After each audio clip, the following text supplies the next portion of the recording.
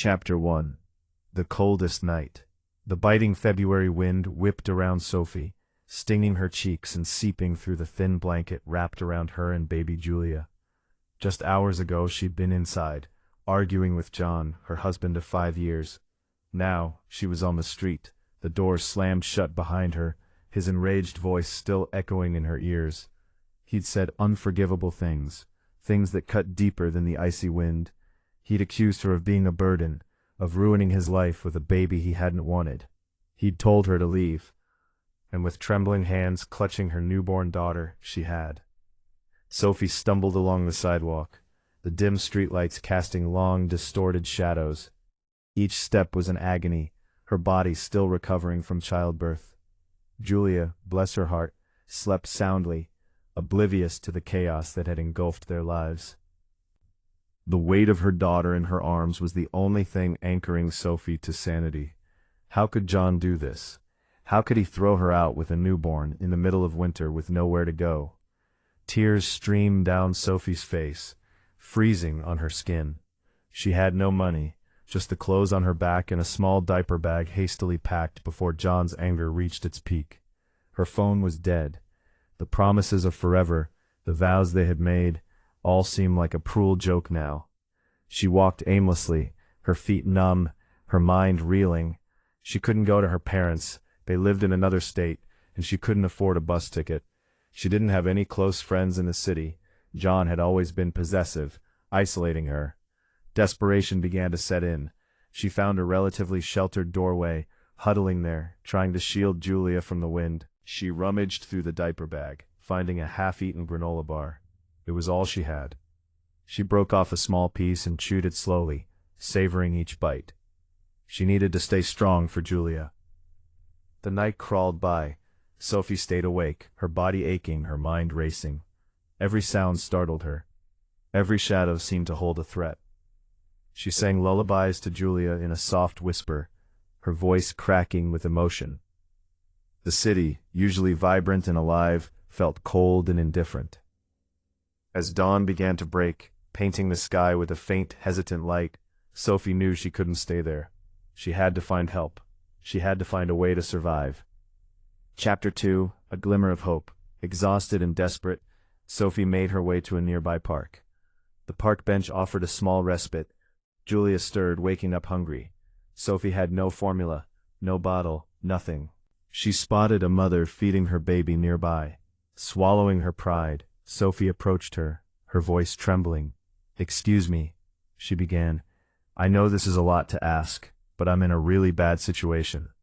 I was kicked out of my house last night, and I don't have anything for my baby. Would you happen to have any extra formula? Or even just some warm water?" The woman looked at Sophie with a mixture of suspicion and pity. After a moment, she softened. "Of course," she said. "I have some extra formula. Come sit with me." The woman, whose name was Maria, was a godsend. She shared her formula, her water, and her kindness.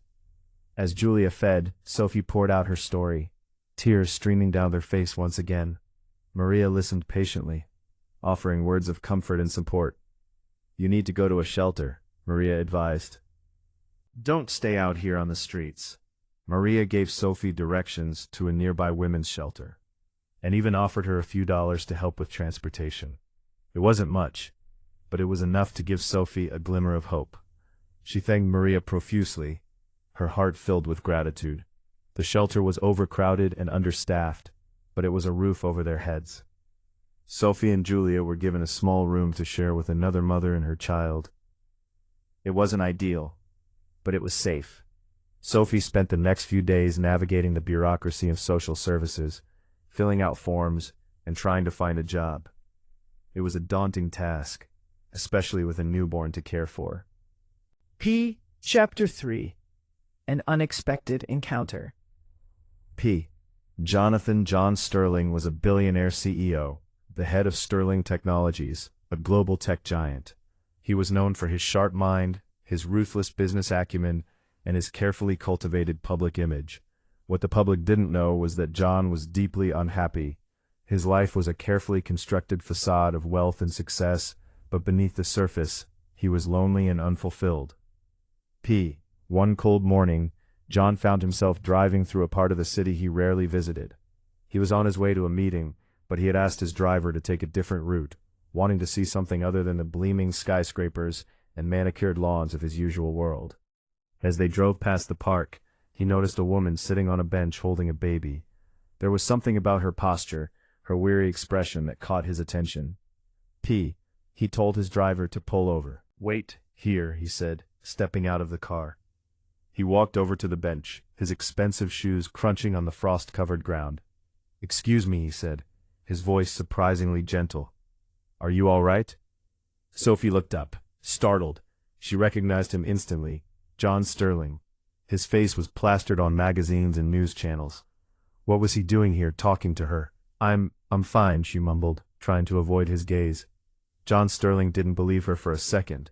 He could see the exhaustion in her eyes, the desperation in her face.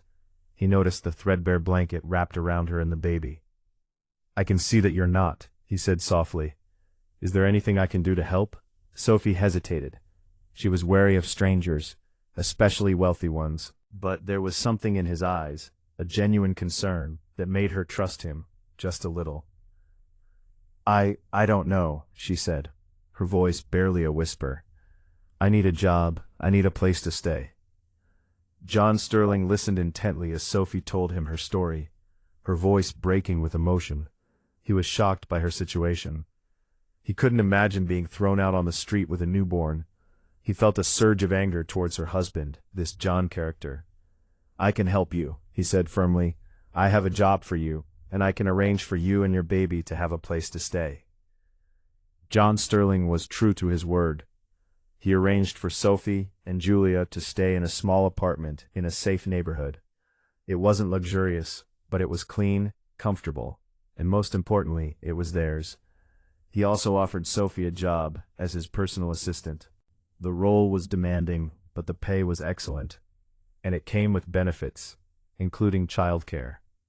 Sophie was overwhelmed with gratitude.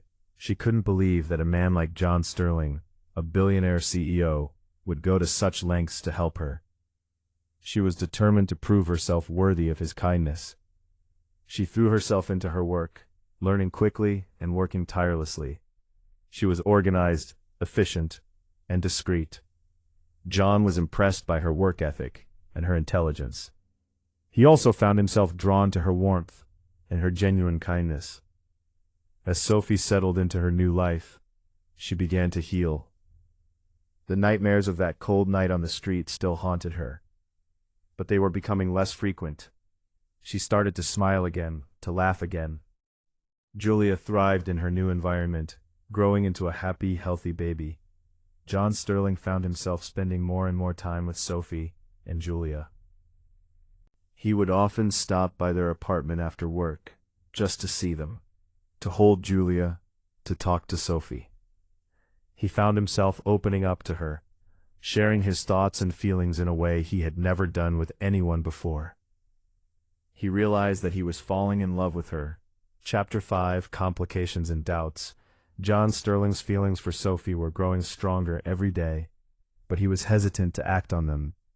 He was afraid of jeopardizing their working relationship. He was also afraid of hurting her.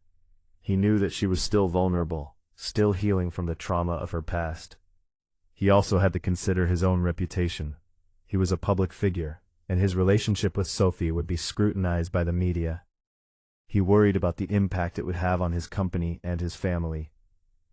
Meanwhile, Sophie was also struggling with her feelings for John. She was grateful for everything he had done for her, and she enjoyed spending time with him. But she couldn't shake the feeling that she was somehow indebted to him. She worried that he saw her as a charity case, not as a woman he could truly love. She also struggled with the vast difference in their social status. He was a billionaire, a member of the elite. She was a single mother who had been homeless just a few months ago. She couldn't imagine a world where they could truly be equals. One evening, John took Sophie out to dinner. They talked for hours, about everything and nothing. As the evening drew to a close, John took Sophie's hand. "Sophie," he said, his voice soft, "I need to tell you something. I have feelings for you, strong feelings." She had been waiting for him to say those words. but now that they were finally spoken, she felt a surge of panic.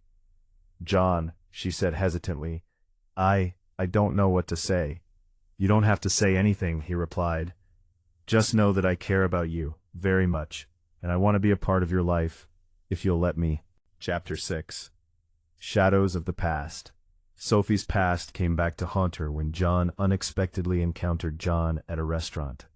He was there with another woman, laughing, carefree, as if he hadn't abandoned his wife and newborn child just months ago. Sophie froze, her heart pounding in her chest. John, her ex-husband, spotted her. His smile faltered, replaced by a look of shock, and then a carefully constructed expression of remorse. He excused himself from his date and approached Sophie.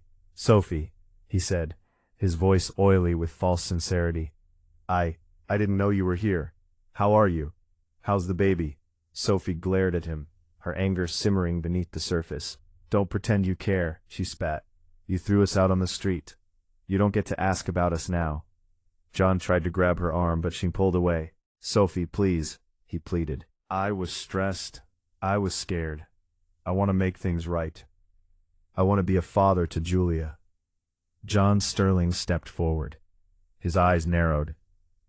"I think you should leave," he said, his voice cold and authoritative. "Sophie doesn't want to talk to you." John, realizing he was outmatched, backed down, muttering apologies. He left the restaurant, leaving Sophie trembling with anger and fear. The encounter shook Sophie to her core. It reminded her of the pain and humiliation she had suffered. It also made her question her future with John Sterling. Was she worthy of his love? Would her past always haunt her? She confided in John, telling him about the encounter with her ex-husband. John listened patiently, offering her comfort and reassurance. "Sophie," he said, "your past doesn't define you. You are a strong, intelligent, and beautiful woman. Don't let him take that away from you." PP. Chapter 7. Overcoming Obstacles. Strong PP. John and Sophie's relationship faced several challenges. The media was relentless in its pursuit of their story. Paparazzi followed them everywhere, snapping photos and publishing scandalous articles. John's family disapproved of Sophie, seeing her as a gold digger who was after their family fortune. PP.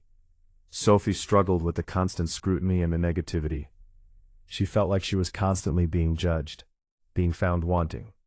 She began to withdraw, isolating herself from John and Julia. John, seeing her distress, decided to take action. He held a press conference, addressing the media directly. He spoke passionately about his love for Sophie and his admiration for her strength and resilience. He defended her against the accusations and demanded that the media respect their privacy. He also confronted his family, telling them that he would not tolerate their disrespect towards Sophie. He made it clear that she was the woman he loved, and that he intended to marry her, regardless of their opinions. John's actions had a profound impact on Sophie. She felt loved and supported, knowing that he was willing to fight for her. She began to open up again, to trust in their relationship. Together they faced the challenges, supporting each other and growing stronger as a couple. They learned to ignore the negativity and to focus on what truly mattered, their love for each other and their family. Chapter 8. A Proposal and a Promise. One starlit evening, John took Sophie to a secluded beach. The sound of the waves crashing against the shore filled the air. He led her to a spot where he had set up a romantic picnic.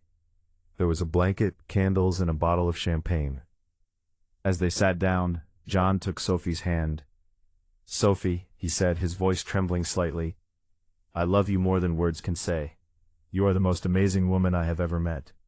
You are kind, intelligent, beautiful, and strong. You have brought so much joy into my life." He paused, taking a deep breath. "I want to spend the rest of my life with you. I want to be your husband, your partner, your best friend. Sophie, will you marry me?"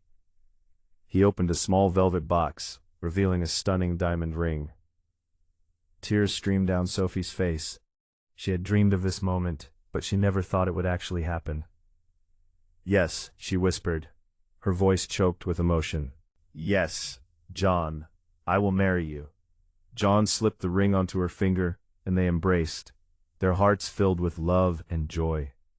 They spent the rest of the evening celebrating, talking about their future, and making plans for their wedding. It was a perfect moment, a culmination of everything they had been through, a promise of a lifetime of happiness together.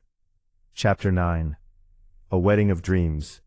John and Sophie's wedding was a fairy tale come true. It was held at a beautiful estate overlooking the ocean. The ceremony was small and intimate, attended by their closest friends and family.